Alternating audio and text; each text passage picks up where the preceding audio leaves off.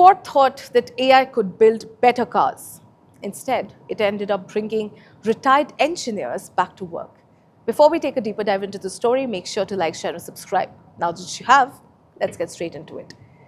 Ford executives said that they have hired 350 veteran engineers after AI and automated systems failed to deliver the desired quality level. Some of them were former employees, of course, while others had been working at suppliers. After investing heavily in AI and automated quality systems, Ford has admitted something many companies are only beginning to realize. AI alone is not enough. Without decades of human experience, even the smartest algorithms can miss critical problems.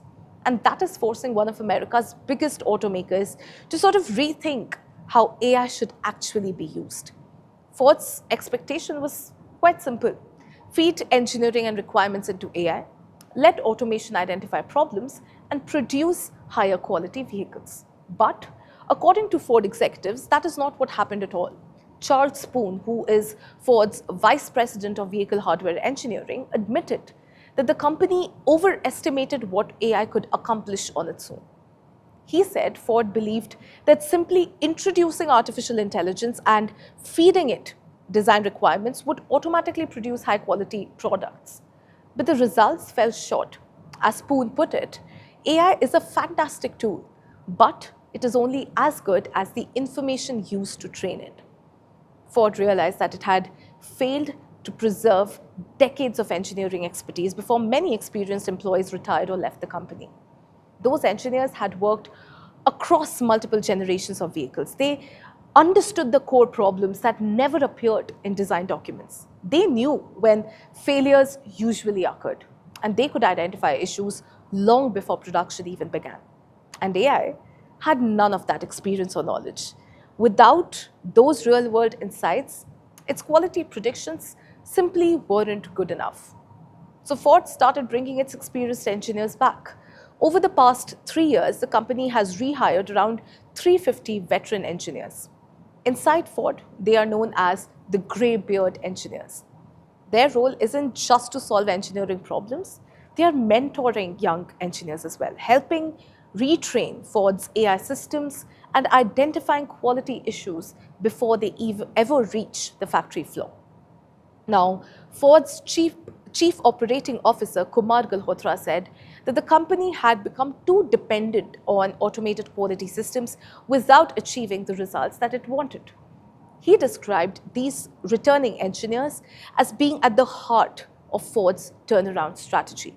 They now lead mandatory quality reviews throughout the vehicle development. Now, the strategy already appears to be working. Ford recently climbed to the top position among mainstream automotive brands in the latest J.D. Power Initial Quality Survey. At the same time, the company says it's reducing costs while improving vehicle quality.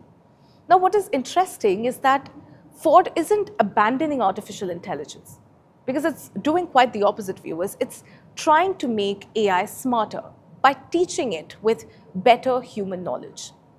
The changes extend well beyond hardware. Ford says that its software, manufacturing, and supply chain teams now work much more closely together. The company has also created a dedicated 40-member software quality assurance team focused entirely on improving software reliability before vehicles ever reach the customers.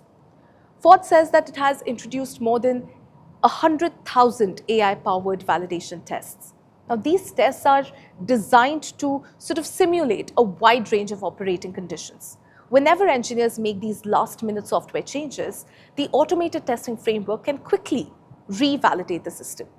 Ladies and gentlemen, here's the front page take on that. Ford's experience highlights something that is far bigger that is happening across industries. AI doesn't automatically replace expertise. It amplifies expertise for sure. If the underlying knowledge is complete, the technology becomes dramatically more effective. For years now, the conversation around AI has focused on replacing human work. Ford's experience suggests something different. The smartest AI still needs someone who's been solving the same problem for, say, 30 years. The question is, as more industries adopt AI, will companies discover that their most valuable asset isn't the algorithm, but the actual people teaching it?